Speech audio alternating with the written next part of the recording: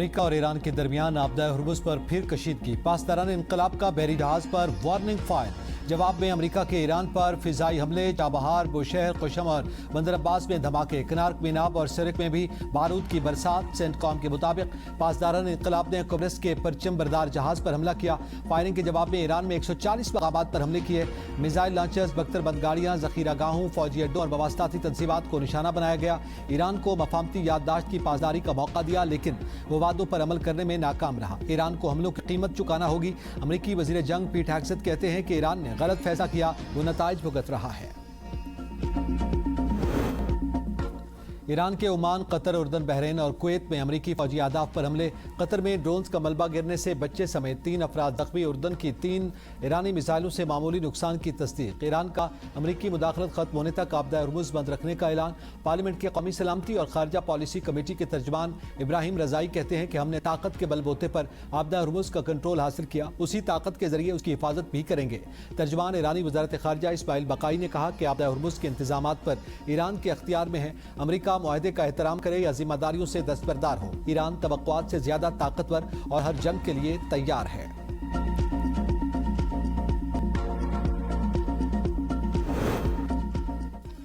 کہا تھا وعدے پورے کریں یا قیمت چکانے کے لیے تیار رہیں، حقیقت سامنے آ چکی، یک طرفہ معاہدوں کا دور ختم ہو چکا۔ اسپیکر باقر قالیباف کا امریکہ کو 2 ٹوک پیغام، کہا عہد شکنی کے بعد اب امریکہ کو کچھ نہیں ملے گا۔ باقر قالیباف نے امریکہ کے ساتھ خفیہ MOU کے آرٹیکل 5 کی اصل کاپی سوشل میڈیا پر پبلک کر دی۔ معاہدے کے تحت آبدہ ہرمز کا 60 روز کے لیے مفت اور محفوظ راستہ مشروط تھا۔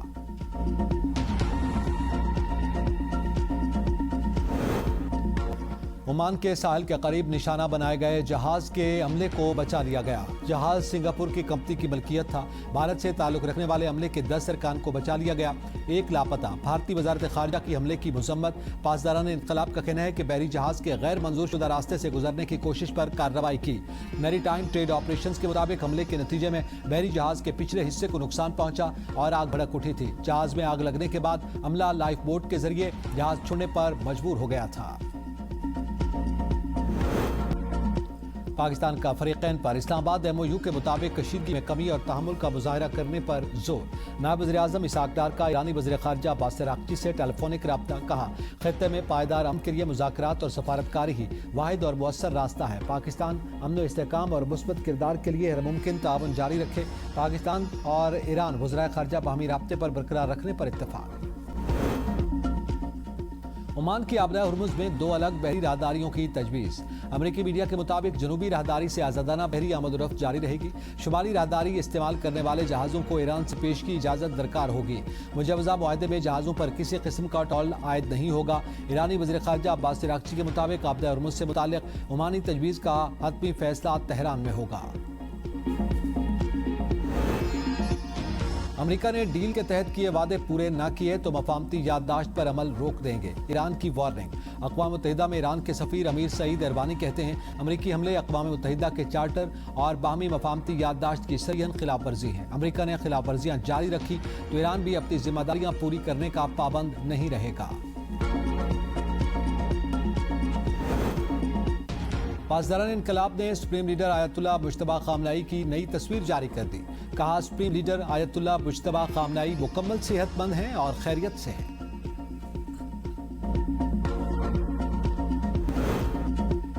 ایران جنگ کے سخت ناقد سینیٹر لنزی گراہم 71 سال کی عمر میں انتقال کر گئے۔ لنزی گراہم 2003 سے امریکی سینٹ کے رکن تھے۔ سینٹ بجٹ کمیٹی کے چیئرمین کی حیثیت سے خدمات انجام دے رہے تھے۔ لنزی گراہم دفاع، خارجہ پالیسی اور بین الاقوامی امور پر ریپبلکن پارٹی کی اہم آواز سمجھے جاتے تھے۔ مشرق وسطیٰ سے متعلق خارجہ پالیسی پر اپنے موقف کے باعث عالمی سطح پر نمایاں مقام حاصل کیا۔ صدر ٹرمپ کا لنزی گراہم کے انتقال پر گہرے دکھ اور افسوس کا اظہار۔ ریپبلکن سینیٹر کو عظیم سچا امریکی محب وطن قرار دے دیا، کہا کہ انت تک محنت کرنے والے رہنما تھے اور ان کی کمی ہمیشہ محسوس کی جائے گی۔ قطر کے سابق امیر شیخ حمد بن خلیفہ آل ثانی 74 سال کی عمر میں انتقال کر گئے۔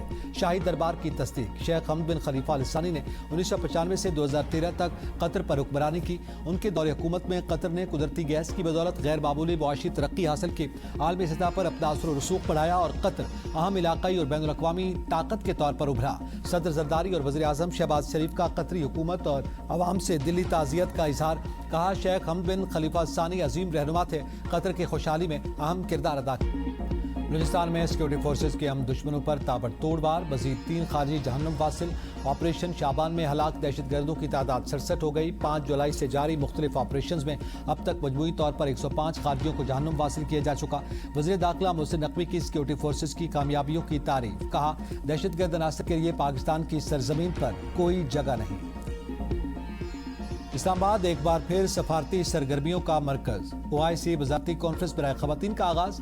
کانفرنس میں 57 رکن ممالک کے نمائندے شریک۔ وزیر اعظم شہباز شریف کل افتتاحی اجلاس سے خطاب کریں گے۔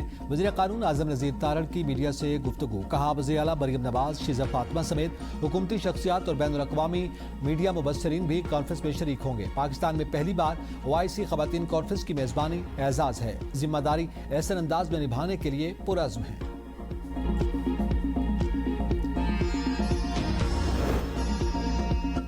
وزیر اعلیٰ پنجاب کا مانسون بارشوں کے دوران تمام متعلقہ اداروں کو ہائی الرٹ رہنے کا حکم۔ کہا پنجاب میں مانسون بارشوں کا آغاز ہو چکا، کوتاہی یا غیر ذمہ داری کی گنجائش نہیں۔ تمام متعلقہ ادارے بارش کے پانی کی فوری نکاسی یقینی بنائیں۔ مریم نواز کا برساتی نالوں اور ڈرینز کی مسلسل مانیٹرنگ کا حکم۔ شہری اور دیہی علاقوں میں تمام مین ہولز پر ڈھکن یقینی بنانے کی ہدایت۔ پرائیویٹ سکولز کی رجسٹریشن کے ڈیجیٹل میکانزم کے جائزہ اجلاس میں وزیر اعلیٰ مریم نواز کی وزیر تعلیم رانا سکندر کو ہر ہفتے ایک سکول میں خود کلاس لینے کی ہدایت۔ پنجاب بھر میں ٹیوشن سینٹرز کی رجسٹریشن کے لیے تجاویز طلب کر لیں۔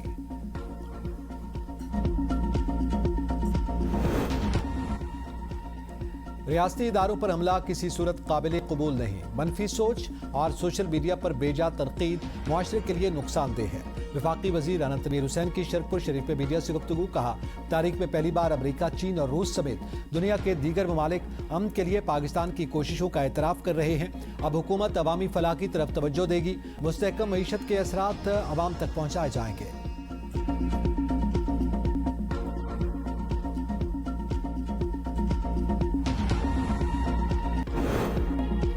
خیبر پختونخوا پولیس اور CTD کا بجٹ بڑھا کر 191 ارب روپے کر دیا گیا۔ وزیر اطلاعات شفیع جان کہتے ہیں رقم فرنٹ لائن اضلاع، CTD اور سیف سٹی منصوبوں کے لیے مختص کی گئی۔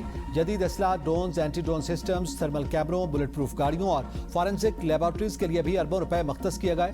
گزشتہ 6 ماہ میں اینٹی ڈرون ٹیکنالوجی کے ذریعے دہشت گردوں کے 341 ڈرون حملے ناکام بنائے۔